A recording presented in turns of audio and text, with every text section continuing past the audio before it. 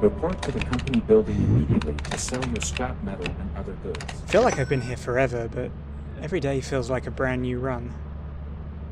That probably sounds like a good thing. I don't think it is. It's not like it's refreshing or anything. Wonder if that's a facet of the ship, or the suit, or the company somehow. Anyway, I'm alone today. Made Quota yesterday, but my last two crewmates didn't make it back on the last trip. They got panicked by something with too many arms and bolted through the halls. Taryn missed a jump across a girder, and Eric was dragged away by whatever that thing was. If I'd had a teleporter, I might have been able to get their bodies back. You get a $5 quota credit if you do. I assume it's to cut out on company legwork to return remains to their families, but I think it's just to salvage the equipment for new interns. Mine definitely smelt like it had been used before, and it had fur in it. Eric said it was from my muzzle, but that wasn't aardwolf fur, and it was the wrong shade of black.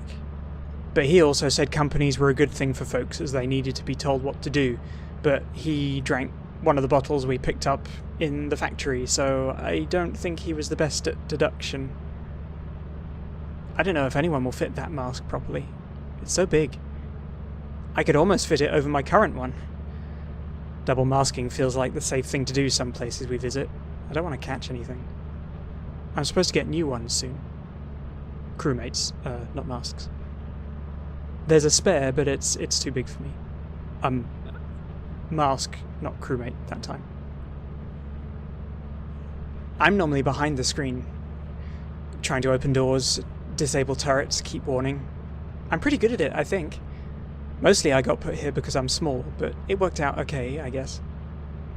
I won't get a proper promotion unless I do more salvage work because my assessment keeps calling me lazy.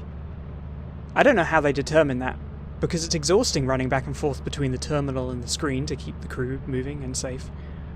Or trying to. But I guess they track your movement or something. I tend to assume they knew everything we do. No secrets on such a small ship. I'm rambling. Need to pick a moon and get going. I think I'm just delaying it because I have to be by myself. Taryn took the last good flashlight, so I'm left with the silly green ones that look like they came free with the cereal box and last less time than it takes to get dressed. I know I need to, though. Show willing, get a promotion, not get fired. Probably gonna go to one of the factories on experimentation. They're normally quiet. Normally. Oh, my name's Kit, by the way. Just in case this is the last thing anyone finds of me. Hi. And also, bye. However bad things get, it's worse when you're alone. I made it, by the way, though you probably already guessed that. Took that crummy green light and trudged out over the sand. I don't know how the ship does it landing at exactly 8 AM, even though I spent way too long learning to dictate on this thing and get it to save. Pity I can't do that for our lunch breaks. Not that we really take them, but we're paid on commission, I guess, so labour laws probably don't work the same way. And it's space? Are there moon ordinances for mandated break time? I don't know. Anyway, brought a bunch of experimentation's desert back with me in my boots. I hate it. Sand's like glitter, silicon herpes. Except it's not even pretty like glitter is. It's gritty and sharp. And when I'm on the bottom bunk, it's all over me in the morning from everyone else. I know factories aren't the most exciting places, but why do they make them solid blocks of concrete? Covered in metal on the inside, no windows. You can do a lot with windows. Look through them. Well, I guess that's about all you can do with them. Sometimes you can open them, but that's not a guarantee. Weather's crap on most of these places anyway.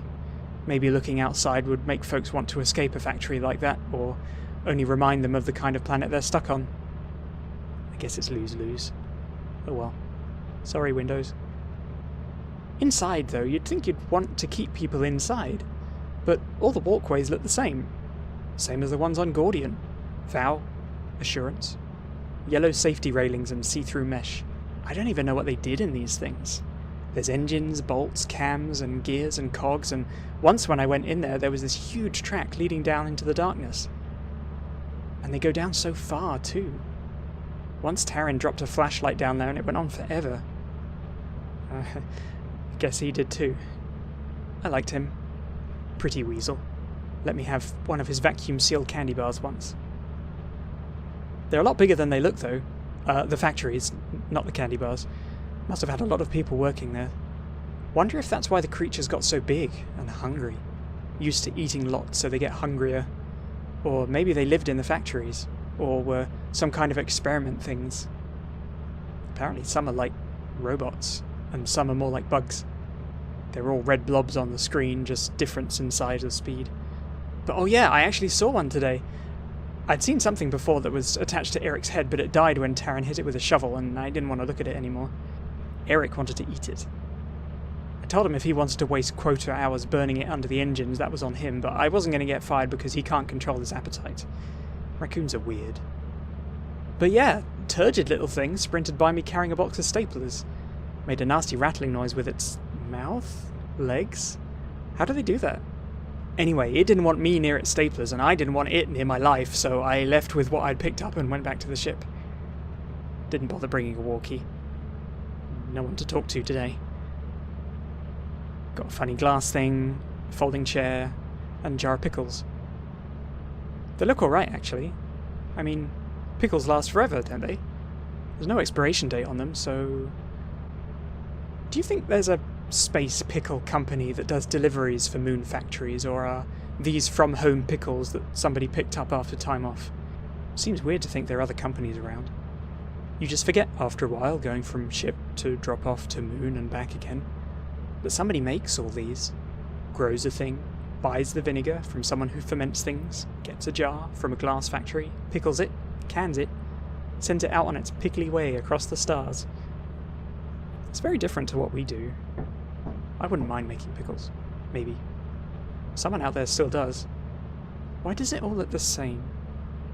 Makes me wonder if we're retrieving bits of our own company, or if these places all use the same supplier for their walkways, or that we're all part of some other, even bigger company.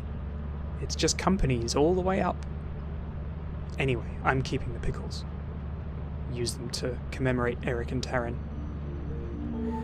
Meal for one. Cheers.